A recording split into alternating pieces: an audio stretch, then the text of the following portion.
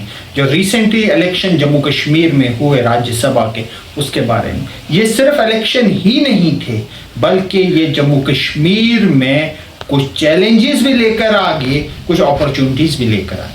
आज इसी इलेक्शन के बारे में जो इस पर कंट्रोवर्सीज हो रही हैं, उसी के बारे में बात करने जा रहा हूं। कौन जीता, कौन हारा और क्या क्या इल्जाम लगे इस इलेक्शन के दौरान, उसी पर बात करने जा रहा हूं।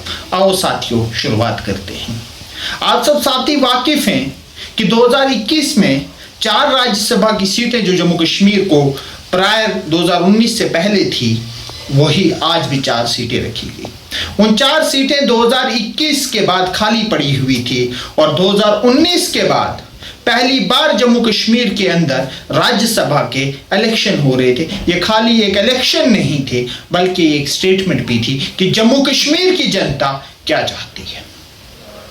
जब ये इलेक्शन हेल्ड हुए, उस इलेक्शन में 3 सीटें नेशनल कॉन्फ्रेंस जीत गई और 1 सीट बीजेपी जीत गई। मुद्दा तब गरमाया जब वो 1 सीट बीजेपी ने जीती। पहली सीट नेशनल कॉन्फ्रेंस 58 वोट लेकर चौधरी रमजान साहब एमपी बन गए। दूसरी सीट के लिए जब चुनाव हुआ, सजाद किचलू साहब को 1 वोट कम मिला। भाजपा के एमएलए 28 और भाजपा को वोट मिलते हैं 29। यहां पर भी 1 वोट क्रॉस वोट हुई।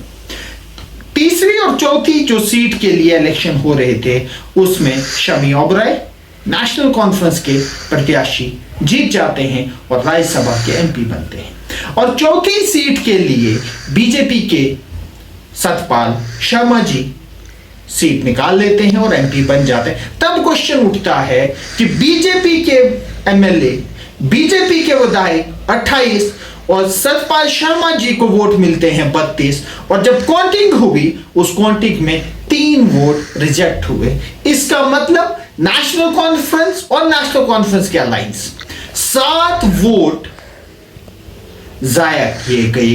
दैट मीन कि इसमें गेम कुछ और थी।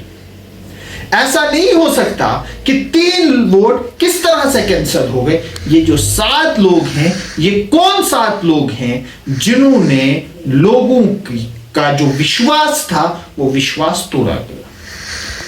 लोग तो बहुत इजी इसको समझ रहे हैं। क्रॉस वोटिंग हुई, बहुत सारे मीडिया पोर्टल्स पर मैंने सुना। बीजेपी सेलिब्रेट कर रही है, बहुत सारे मीडिया पोर्टल सेलिब्रेट कर रहे हैं कि भाजपा 1 सीट जीत गई है, भाजपा की पावर है। किसी को चाणक्य कहा जा रहा है। भाई साहब, ये डेमोक्रेसी का कत्ल है, ये जमहूरियत का कत्ल है।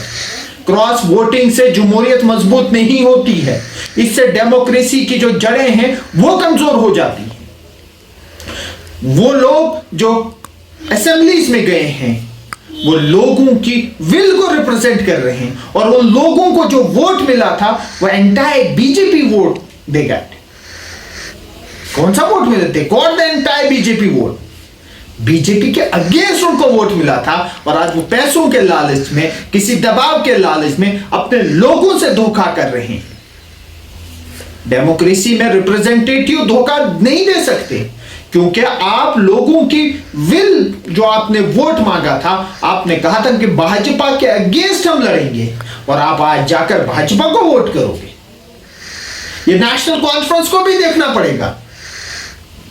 नेशनल कॉन्फ्रेंस उमर अब्दुल्ला आकर बोल रहे हैं कि किसने ये किया। नेशनल कॉन्फ्रेंस का कोई एमएलए नहीं था जिसने नहीं किया। फिर कौन था? क्या वो पीडीपी से थे? क्या वो कांग्रेस के 6 एमएलए थे? क्या वो इंडिपेंडेंट्स थे? कौन थे वो लोग जिन्होंने लोगों के साथ विश्वासघात किया है?